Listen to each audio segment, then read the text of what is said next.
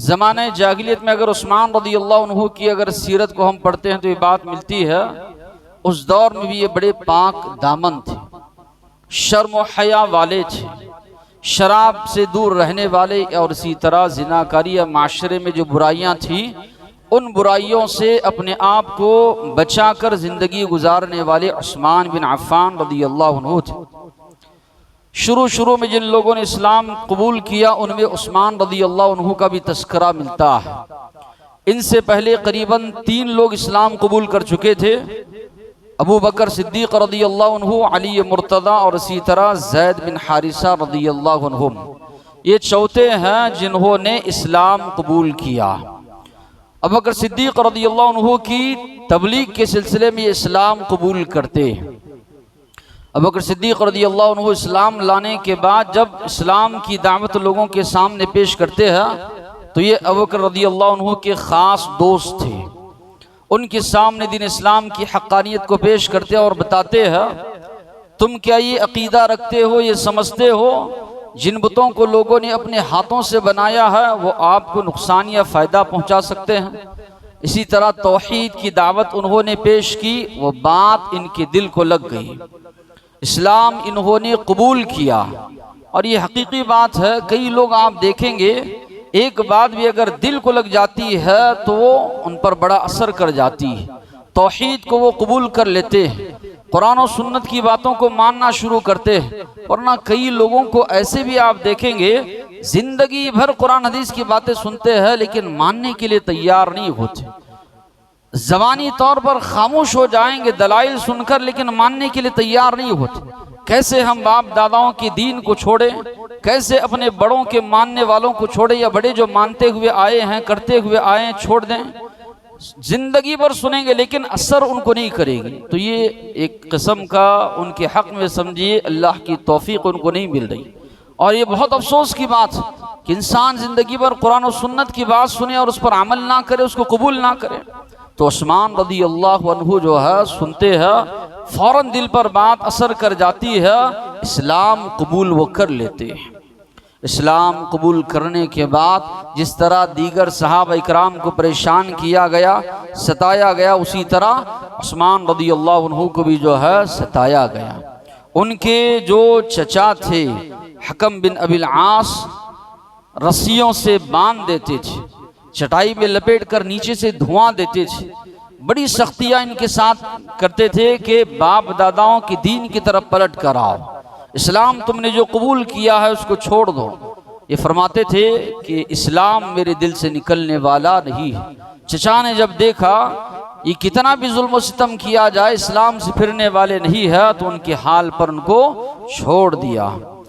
نبی کریم صلی اللہ علیہ وسلم پر مکی زندگی میں جو کئی مصیبتیں پریشانی آئیں ان میں یہ بھی اللہ کے نبی کی 2 بیٹیوں کا نکاح ابو لہب کے بیٹوں سے ہوا تھا۔ جب نبی کریم صلی اللہ علیہ وسلم توحید کی دعوت دینے لگے تو اللہ کے نبی کی دونوں بیٹیوں کو جو ہے طلاق دے دی گئی۔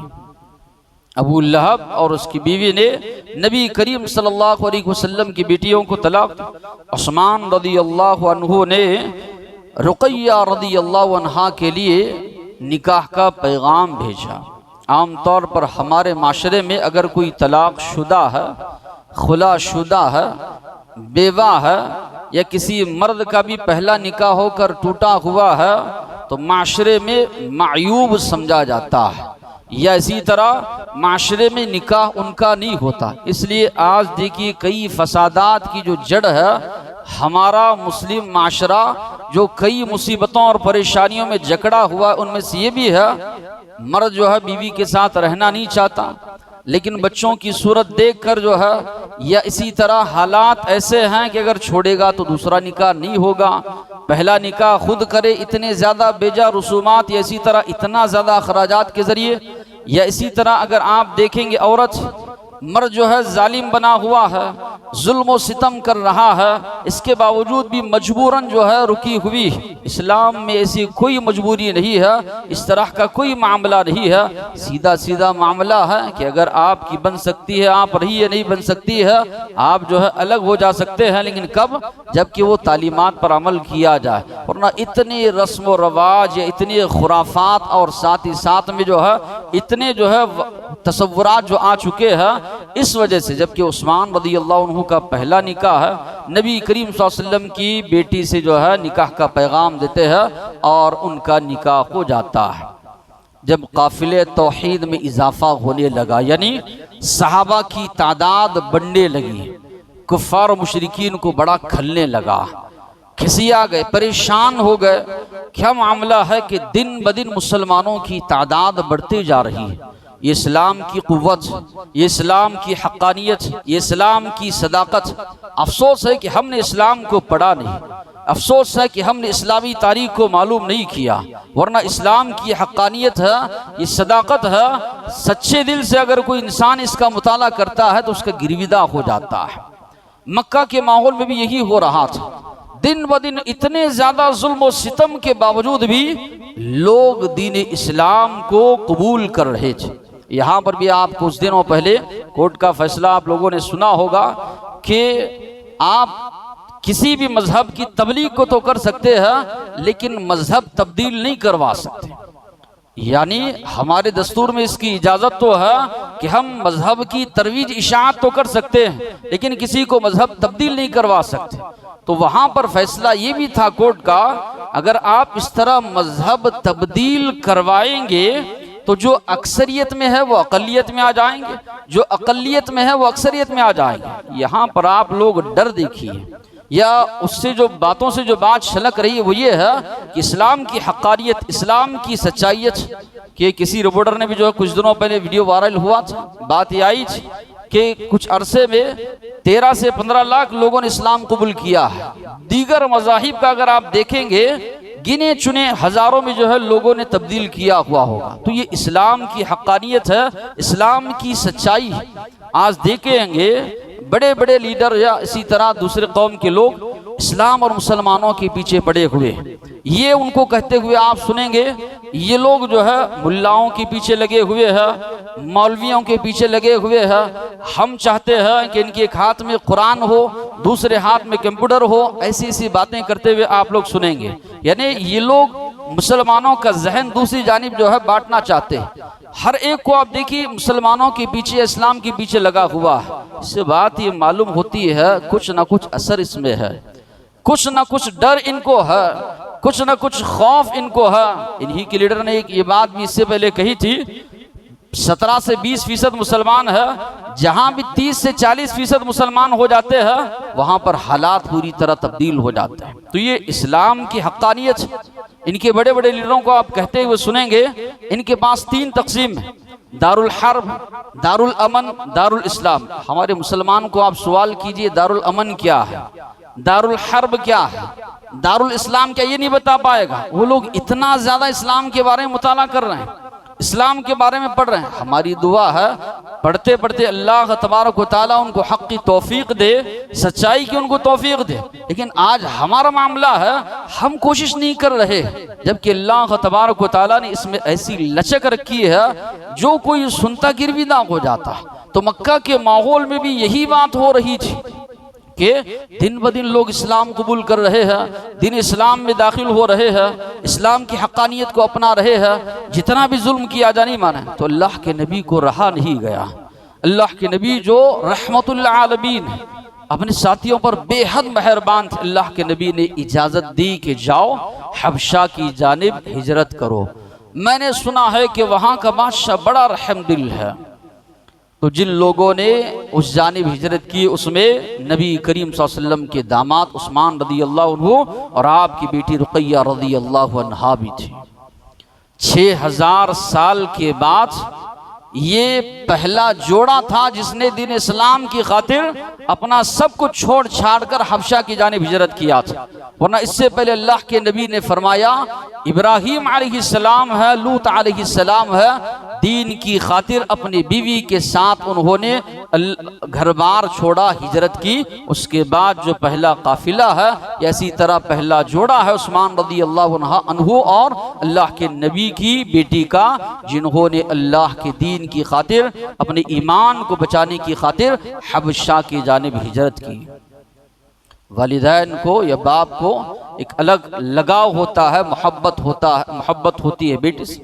نبی کریم صلی اللہ علیہ وسلم بھی پریشان رہتے تھے کہ وہاں پر ان کا کیا حال ہے۔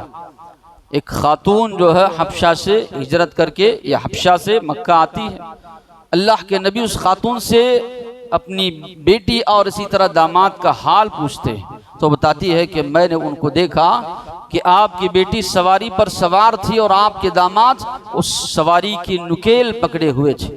نبی کریم صلی اللہ علیہ وسلم دعا دیتے ہیں صحبہم اللہ، اللہ ان دونوں کا ساتھی بن جائے۔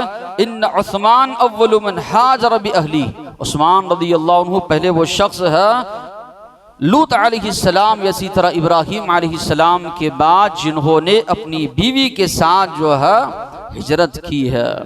تو بہرحال وہاں پر حبشہ میں یہ غلط خبر پھیلائی گئی کہ مکہ میں حالات تبدیل ہو چکے ہیں، یہاں پر حالات سدھر چکے ہیں، تو یہ اپنی بیوی کو اپنی اہلیہ کو لے کر مکہ آتے ہیں، لیکن دیکھتے ہیں کہ حالات اور زیادہ سنگین ہے، اور زیادہ خطرہ بڑا ہوا ہے، تو دوبارہ حبشہ کی طرف چلے جاتے ہیں۔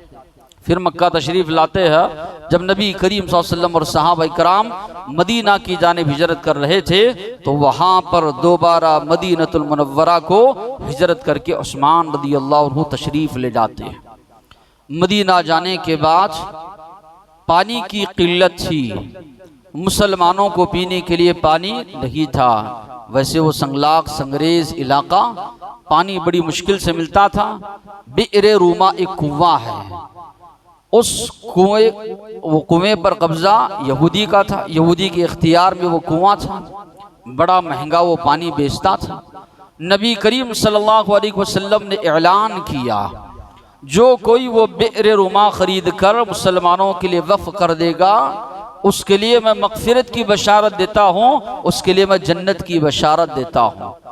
عثمان رضی اللہ عنہ نے قریباً 35,000 درہم میں جو ہے اس دور کے اس کنویں کو خریدا اور مسلمانوں کے لیے اس کو وقف کیا۔ یہ پہلا ان کا کارنامہ تھا دین اسلام کے معاملے میں۔ جب ان کا نام سنتے ہیں تو عثمان غنی، غنی کے معنی ایک مالدار کے، تو معنی یہ ہے کہ مالدار بھی تھے، ساتھ ہی ساتھ میں بڑے فیاض بھی تھے، اللہ تبارک و تعالیٰ کے راستے میں بڑا خرچ کرنے والے۔ تو مسلمانوں کو جب پریشانی ہو رہی تھی بئر روما انہوں نے خریدا اور اللہ تبارک و تعالیٰ کے لیے وقف انہوں نے کیا۔ پھر اسی طرح رومن اس دور میں رومن امپائر کے نام سے جو ہم جانتے ہیں، غزوہ تبوک جو اس جانب کی گئی، بڑا دور کا سفر تھا، بڑا لمبا سفر تھا، ساتھ ہی ساتھ میں پھل پک چکے تھے، فقر و فاقہ تھا مسلمانوں میں، سواریاں کم تھی، سامنے اگر دشمن دیکھا جائے تو بڑا مضبوط، بڑا طاقتور۔ نبی کریم صلی اللہ علیہ وسلم نے اعلان کیا یہ تنگی کا لشکر ہے، جیش العسرہ، اس کی جو کوئی بھی مدد کرے گا، اللہ کے نبی نے جنت کی بشارت سنائی۔ تو جن جن صحابہ نے جتنا ہو سکتا تھا لا کر خرچ کیا، اور عثمان رضی اللہ عنہ نے 1000 جو ہے دینار لا کر نبی کریم صلی اللہ علیہ وسلم کے پاس رکھ دیا۔ اونٹ ہے، اسی طرح گھوڑے ہے، کافی تعداد میں۔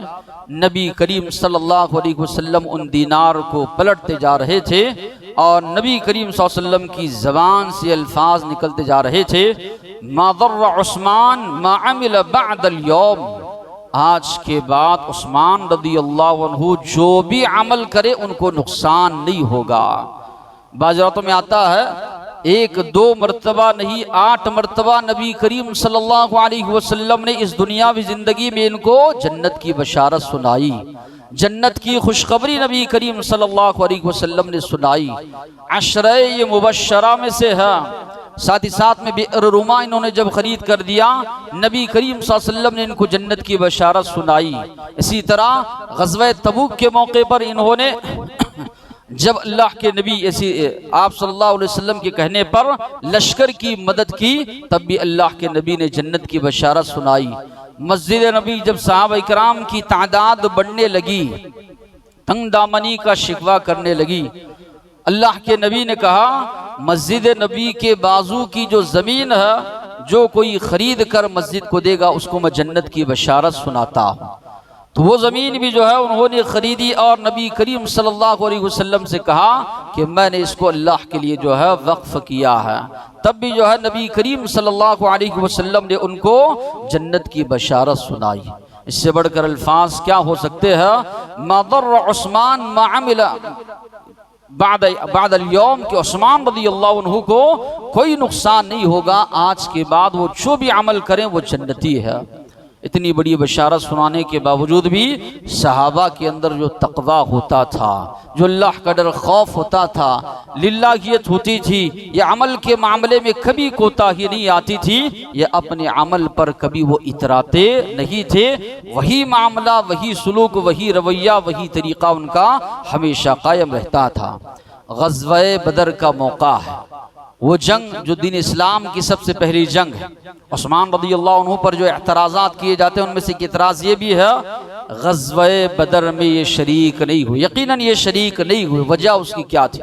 نبی کریم صلی اللہ علیہ وسلم کی بیٹی رقیہ رضی اللہ عنہا بیمار ہو گئی، چچک کی بیماری جو ہے ان کے جسم پہ نکل آئی، بڑی بیمار تھی۔ اللہ کے نبی نے فرمایا اپنی اہلیہ کی تیمارداری کرو، بیمار پرسی کرو، ان کی دیکھ بھال کرو، یقیناً تم جنگ بدر میں نہیں شامل ہوگے لیکن تمہارا حصہ اس میں مقرر کیا جائے گا، ان لوگوں میں شمار کیا جائے گا جو صحابہ جنگ بدر میں جو ہے شامل ہیں۔ تو صحابہ کرام کے اللہ کے نبی کے ساتھ جنگ بدر میں اللہ تبارک و تعالیٰ نے فتح نصیب فرمائی۔ تو صحابہ فرماتے ہیں صحابہ جب مدینہ میں داخل ہو رہے تھے، ہم اللہ کے نبی کی بیٹی کی تدفین کر کے جو ہے واپس ہو رہے تھے، اللہ کے نبی نے جو ہے ان کو تسلی دی اور جو مال غنیمت ملا تھا اس میں سے عثمان رضی اللہ عنہ کا حصہ مقرر کیا کہ واقعی میں یہ بھی ان لوگوں کے ساتھ شریک ہیں، شامل ہیں۔ نبی کریم صلی اللہ علیہ وسلم نے ان کو روکا تھا۔ اس کے بعد نبی کریم صلی اللہ علیہ وسلم نے اپنی بیٹی ام کلثوم رضی اللہ عنہا کا نکاح ان سے کروایا، اور روایت میں جو الفاظ ہے ان اللہ عز وجل اوحا الی ان ازوج، کہ اللہ تبارک و تعالی نے مجھے وحی کی ہے کہ میں اپنی بیٹی کا نکاح عثمان رضی اللہ عنہ سے کراؤں۔ دوسری بیٹی کی بھی وفات ہوتی ہے تو نبی کریم صلی اللہ علیہ وسلم فرماتے ہیں اگر میری تیسری بیٹی بھی ہوتی میں عثمان رضی اللہ عنہ سے نکاح کرواتا۔ ان کی جو کنیت ہے ابو عبداللہ، ان کا جو لقب ہے ذو النورین ان کو کہا جاتا ہے، دو نوروں والے۔ جتنے بھی انبیاء اس دنیا میں گزرے ہیں یہ انبیاء کے ساتھی ہے، کسی کو یہ شرف حاصل نہیں ہوا کہ ان کے نکاح میں کسی نبی کی دو بیٹیاں آئی ہوں سوائے عثمان رضی اللہ عنہ کی۔ یہ اکیلے صحابی ہیں جن کی زوجیت میں دو بیٹیاں نبی کریم صلی اللہ علیہ وسلم کی آئی، اور اس کے باوجود بھی نبی کریم صلی اللہ علیہ وسلم نے فرمایا اگر میری تیسری بیٹی ہوتی تو میں اس کا نکاح بھی عثمان رضی اللہ عنہ سے جو ہے کروا دیتا تھا۔ پھر اسی طرح آپ دیکھیں گے نبی کریم صلی اللہ علیہ وسلم خواب میں دیکھا کہ آپ صلی اللہ علیہ وسلم عمرہ کر رہے ہیں۔ انبیاء کا خواب سچا ہوتا ہے۔ نبی کریم صلی اللہ علیہ وسلم عمرہ کرنے کے لیے نکل پڑے۔ کفار و مشرکین نے راستے میں اللہ کے نبی اور صحابہ کرام کو روک دیا کہ ہم عمرہ کرنے آپ کو نہیں دیں گے۔ اللہ کے نبی نے ان سے صلح کرنے کے لیے، بتانے کے لیے ہم لڑنے کے لیے نہیں آئے ہیں، جنگ کرنے کے لیے نہیں آئے، ہمارا ارادہ عمرہ کرنا ہے، ہتھیار ہمارے ساتھ ہیں لیکن ہم نے اس کو اتار رکھا ہے۔ تو اللہ کے نبی نے صلح کے لیے عثمان رضی اللہ عنہ کو بھیجا۔ تو یہاں پر لکھتے ہیں سیرت نگار کہ اللہ کے نبی کی نظر انتخاب ان پر پڑی، دیگر سارے صحابہ میں یہ سب سے زیادہ موضوع تھے صلح کے۔ ہجرت کے باوجود مکہ کے لوگ ان کا بڑا احترام کرتے تھے، تو یہ گئے وہاں پر مکہ میں، وہاں کے لوگوں سے کہا کہ ہم لوگ جو ہے عمرہ کرنے کے لیے آئے ہیں۔ لوگوں نے کہا کہ ہم اجازت دینے والے نہیں اس سال، البتہ ان سے کہا آپ آئے ہیں تو آپ عمرہ کر لیجئے۔ انہوں نے کہا میں اس وقت تک عمرہ نہیں کر سکتا یا طواف نہیں کر سکتا جب تک اللہ کے نبی محمد صلی اللہ علیہ وسلم عمرہ نہ کر لیں۔ اب کچھ دیر کفار و مشرکین نے ان کو روک لیا، یہ افواہ پھیل گئی، یہ بات پھیل گئی، عثمان رضی اللہ عنہ کو شہید کر دیا گیا ہے۔ اللہ کے نبی اور صحابہ کا ارادہ تو جنگ کا نہیں تھا، 1400 صحابہ تھے قریباً ساتھ میں اللہ کے نبی کے، لڑنے کا ارادہ نہیں تھا، مگر جب یہ معلوم ہوا عثمان رضی اللہ عنہ کو شہید کیا گیا، نبی کریم صلی اللہ علیہ وسلم نے اپنا بایاں ہاتھ لیا اور کہا یہ عثمان رضی اللہ عنہ کا ہاتھ، سیدھے ہاتھ پر ہاتھ رکھ کر بیعت کی کہ میں ان کے خون کا بدلہ لوں گا، اس بات پر بیعت کرتا ہوں۔ تو سارے صحابہ نے اللہ کے نبی کے ہاتھ پر بیعت کی۔ اس کا تذکرہ اللہ تبارک و تعالیٰ نے قرآن مجید میں فرمایا، اللہ راضی ہوا ان صحابہ سے، یبایعونک تحت الشجرہ، جو صحابہ درخت کے نیچے عثمان غنی رضی اللہ عنہ کے شہادت کا بدلہ لینے کے لیے آپ کے ہاتھ پر جو بیعت کر رہے تھے، اللہ ان سارے صحابہ سے راضی ہوا۔ بیعت رضوان کے نام سے یہ بیعت، اور اللہ تبارک و تعالیٰ نے بڑی خوشخبری بھی سنائی۔ یہاں پر مسلمان اور کفار کے درمیان صلح ہوئی، جس کو صلح حدیبیہ کہا جاتا ہے، اور وہ صلح کے اگر شرائط آپ پڑھیں گے ایسے معلوم ہوگا سارے کے سارے شرائط کفار و مشرکین کے حق میں ہیں، لیکن اس کے باوجود بھی اللہ نے کہا یہ بہت بڑی فتح تم کو اللہ تبارک و تعالیٰ نے نصیب فرمائی۔ 10 سال تک مسلمان اور کافروں میں جنگ نہیں ہوگی۔ 10 سال کے عرصے میں مکہ سے لوگ آتے تھے مدینہ کو، اسلام کو سمجھتے تھے، اسلام کی باتیں ان کے ذہنوں میں جو ہے بیٹھتی تھی، اسلام کو انہوں نے سمجھا۔ کئی ایسے فوائد جو ہے مسلمانوں کو اسی طرح اس جو صلح سے جو ہے نصیب ہوئے۔ تو یہاں پر بھی آپ کو تذکرہ ملے گا کہ اللہ کے نبی نے اپنے ہاتھ کو عثمان رضی اللہ عنہ کا ہاتھ قرار دیا اور کہا کہ میں ان کے خون کا بدلہ لینے کے لیے بیعت کرتا ہوں۔ تو سارے کے سارے صحابہ نے جو ہے نبی کریم صلی اللہ علیہ وسلم کے ہاتھ پر بیعت کی۔ ان کی اخلاق دیکھے جائے، نبی کریم صلی اللہ علیہ وسلم اپنی بیٹی کے گھر ایک مرتبہ داخل ہوئے، وہ عثمان رضی اللہ عنہ کا سر دھو رہی ہے، اللہ کے نبی نے فرمایا وہی تغسل رأس عثمان فقال یا بنیہ، اے میری بیٹی احسنی الی ابی عبداللہ، ابو عبداللہ ان کی جو ہے کنیت ہے، ان کے ساتھ اچھا سلوک کرنا۔ فَإِنَّهُ أَشْهَبُ أَصْحَابِي خُلُقًا، میرے سارے صحابہ میں سب سے زیادہ اخلاق کے معاملے میں یہ مجھ سے زیادہ مشابہ ہے۔ بہت بڑی گواہی ہے۔ نبی کریم صلی اللہ علیہ وسلم کے بارے میں اللہ نے کہا اِنَّكَ لَعَلَىٰ خُلُقٍ عَظِيمٍ، اے محمد صلی اللہ علیہ وسلم آپ اخلاق کے سب سے بلند مرتبے پر فائز ہے۔ لو كنت فظا غلیظ القلب لانفضوا من حولك، اگر آپ سخت دل ہوتے، ترش روح ہوتے، سخت مزاج ہوتے، اچھے اخلاق والے نہ ہوتے، یہ صحابہ جو اپنی جان نچھاور کرنے کے لیے تیار ہو جاتے ہیں، اپنے ماں باپ قربان کرنے کے لیے تیار ہو جاتے ہیں، یہ سارے کے سارے صحابہ آپ کے اطراف سے چھڑ جاتے۔ یہ اللہ کے نبی کے اخلاق کی گواہی اللہ تبارک و تعالیٰ نے دی، کہا انک لعلی خلق عظیم، آپ اخلاق کے سب سے بلند مرتبے پر فائز۔ اور یہاں پر نبی کریم صلی اللہ علیہ وسلم فرما رہے ہیں فَإِنَّهُ أَشْهَبُ أَصْحَابِي خُلُقًا، میرے صحابہ میں سب سے زیادہ میرے اخلاق کے جو قریب ہے یا میرے اخلاق کے مشابہ ہے وہ عثمان رضی اللہ عنہ ہے۔ بہت بڑی گواہی ہے جو عثمان غنی رضی اللہ عنہ کے بارے میں نبی کریم صلی اللہ علیہ وسلم نے فرمائی۔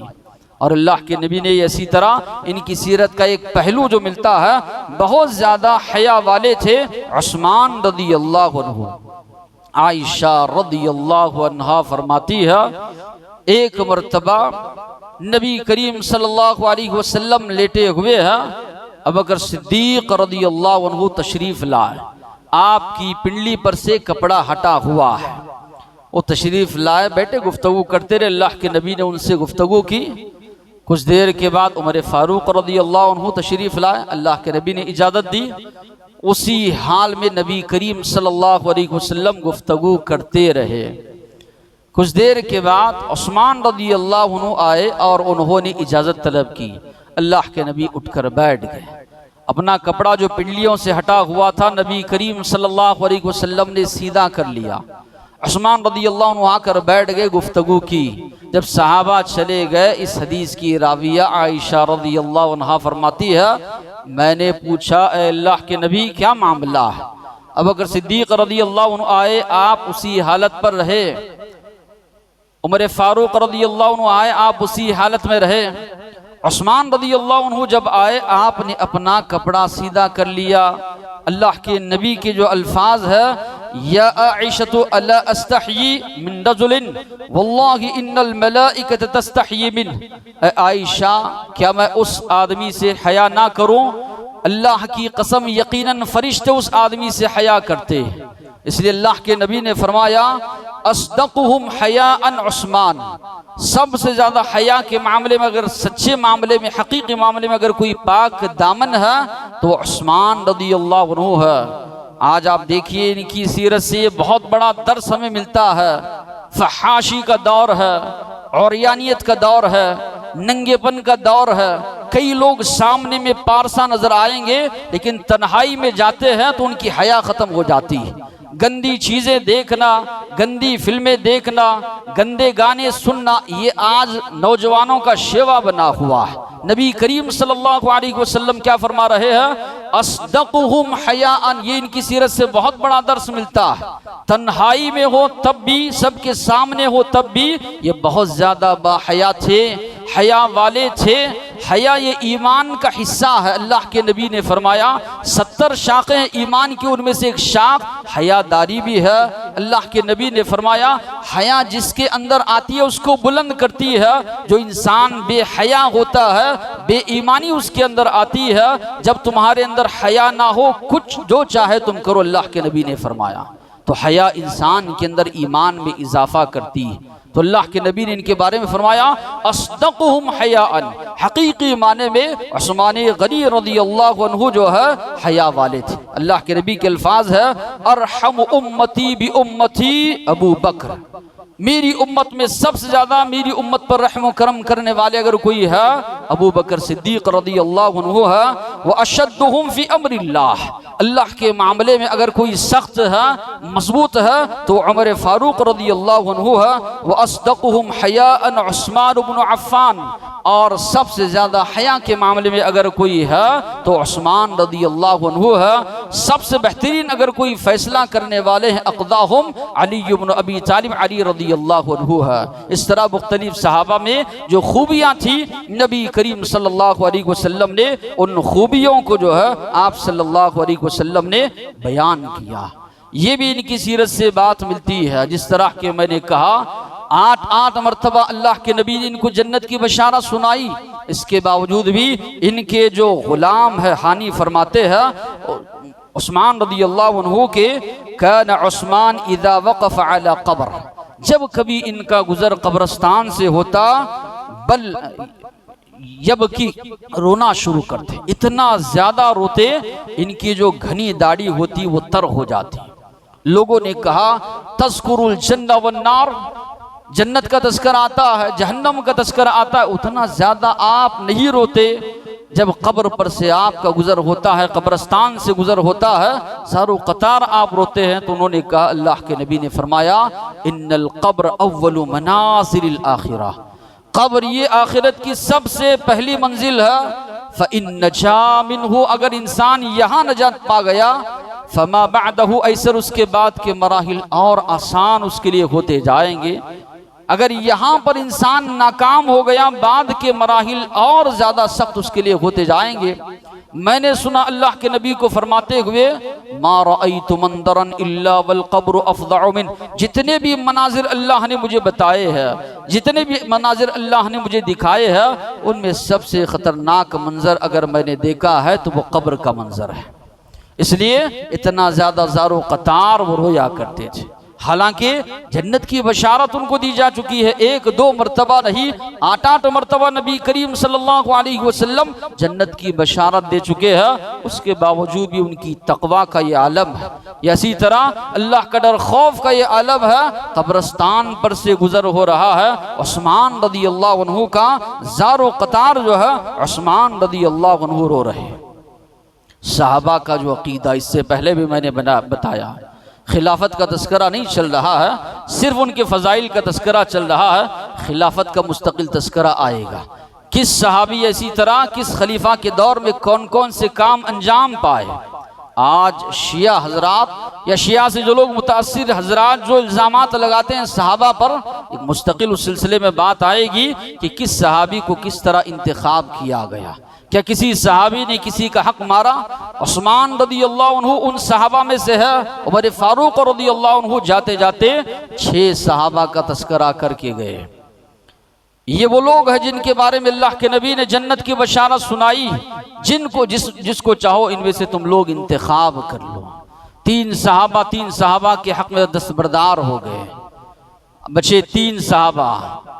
تو وہاں پر بھی جو ہے جو 3 صحابہ میں سے ایک صحابی عثمان رضی اللہ عنہ کے حق میں جو ہے دستبردار ہو گئے اور انہوں نے ان کو خلیفہ بنایا۔ آپ وہاں دیکھیں گے فوراً علی رضی اللہ عنہ ان کے ہاتھ پر بیعت کی۔ اگر خلافت ان سے چھینی جاتی تو کیا ان کے ہاتھ پر بیعت کرتے؟ فوراً انہوں نے بیعت کی۔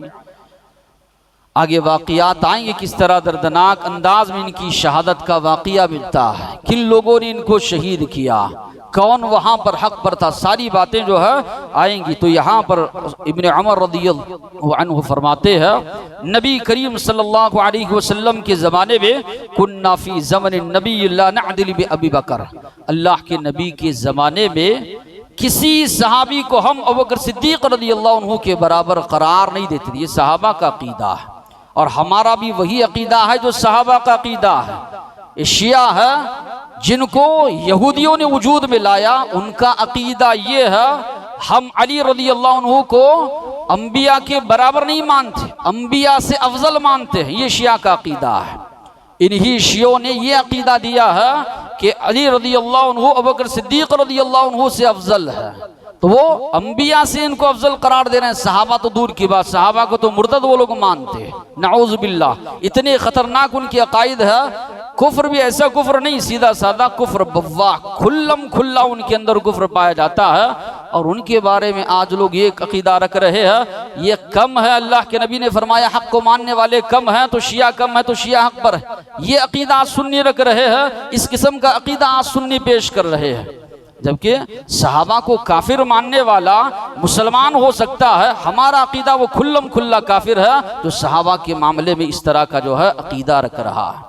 علی رضی اللہ عنہ کو انبیاء سے افضل ماننے والا کھلم کھلا کافر ہے اگر اس طرح کا کوئی عقیدہ رکھ رہا ہے۔ انبیاء سب سے افضل ہے، انبیاء میں بھی سب سے زیادہ افضل آخری نبی محمد صلی اللہ علیہ وسلم ہے، ان کے بعد دیگر انبیاء کا مقام و مرتبہ ہے، انبیاء کے بعد صحابہ میں بھی سب سے زیادہ افضل ابوبکر صدیق رضی اللہ عنہ، ان کے بعد عمر فاروق رضی اللہ عنہ، ان کے بعد عثمان غنی رضی اللہ عنہ، ان کے بعد علی مرتضی رضی اللہ عنہ۔ یہ صحابہ کا عقیدہ ہے جو اس امت کے خالص اللہ کے نبی کے شاگرد ہے، ان کا یہ عقیدہ ہے جنہوں نے اللہ کے نبی سے دین سیکھا، جن کے زمانے میں قرآن مجید کا جو ہے نزول ہوا۔ تو آج غلط قسم کے عقائد لوگوں کے درمیان جو ہے رائج کیے جا رہے ہیں۔ یہ بات بھی عثمان غنی رضی اللہ عنہ کی سیرت سے ملتی ہے، مالدار تھے، مالداری نے ان کو دین سے نہیں پھیرا، جتنا اللہ نے ان کو دیا تھا اللہ کے راستے میں خرچ کرتے تھے۔ جہاں جہاں پر بھی آپ دیکھیں گے مسلمانوں کو پریشانی پیش آئی، عثمان غنی رضی اللہ عنہ کھڑے ہو گئے۔ دولت کمانا، دولت حاصل کرنا اسلام میں معیوب نہیں ہے، بلکہ یہ چیز معیوب ہے کہ انسان کو اللہ نے دیا ہے وہ اللہ کے راستے میں خرچ نہیں کرتا، انسان کو اللہ نے دیا ہے وہ اللہ کے راستے میں نہیں دیتا، یہاں پر وہ چیز جو ہے انسان کے لیے وبال جان بن جاتی۔ زکوٰۃ نہیں نکالتا، صدقہ و خیرات نہیں کرتا، دین اسلام کے حق میں خرچ نہیں کرتا، یہ چیز اس کے لیے وبال جان جو ہے بن جاتی ہے۔ ورنہ عثمان غنی رضی اللہ عنہ کی سیرت جب پڑھتے ہیں، جب بھی موقع ملا، چاہے جیسے العسرہ ہو، مدینہ میں جب مسلمان تشریف لائے، کماتے تھے لیکن اللہ کے راستے میں یہ خرچ کرتے تھے۔ اللہ سے دعا ہے صحیح عقائد کو اپنانے، عمل کرنے کی توفیق عطا فرمائے۔ آخر دعوانا الحمدللہ رب العالمین۔